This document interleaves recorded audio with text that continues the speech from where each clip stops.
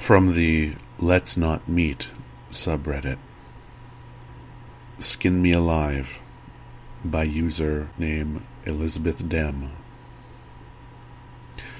I should start this post out by saying that I'm a nursing student, and I was completing a rotation on a psych ward at the time.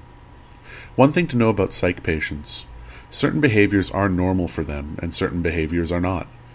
For example, depressed patients can have thoughts of suicide every day, and that would be considered their normal. Obviously still concerning and treated as such, but if they started having thoughts of, say, homicide, that would be very concerning, because it's a dramatic change in their behavior. Anyway, back to the story. Psych wards require frequent check-ins on patients because who knows what they'll get up to in their rooms alone, and they can be pretty crafty, so you have to stay on top of them. So towards the end of my shift, I was doing my final check on a patient at around 11 p.m. I felt the hair stand up on the back of my neck, so I turned around and noticed a super creepy figure in the door separating my patient's room and the room next to it. Sort of like a hotel room door. She was not there when I entered the room. It was pitch black at the time, so I shone my flashlight on the figure. It was a patient from a room down the hall who was just wandering around.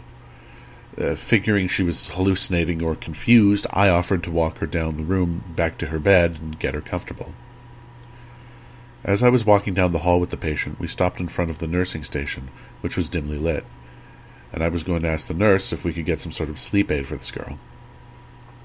The patient then turned to me and said, "You have the most beautiful skin.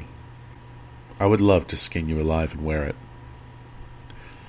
Maintaining my professional nature, but scared shitless, in my head, I said something along the lines of, "Now we're not going to do that, and we're going to get you to bed."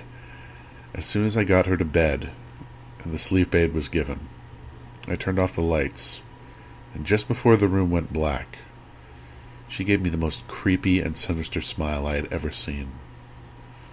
The look in her eyes could only be described as pure evil. I quickly shut the door and booked it down the hall to the nursing station and reported what she said to me to one of the most intimidating male nurses who I'd ever seen, who promptly called for her doctor to evaluate the girl, because this sort of behavior for her was very unusual and not in her nature, which made it all the more bothering. So, psych patient who took a sudden interest in my skin, let's never meet again.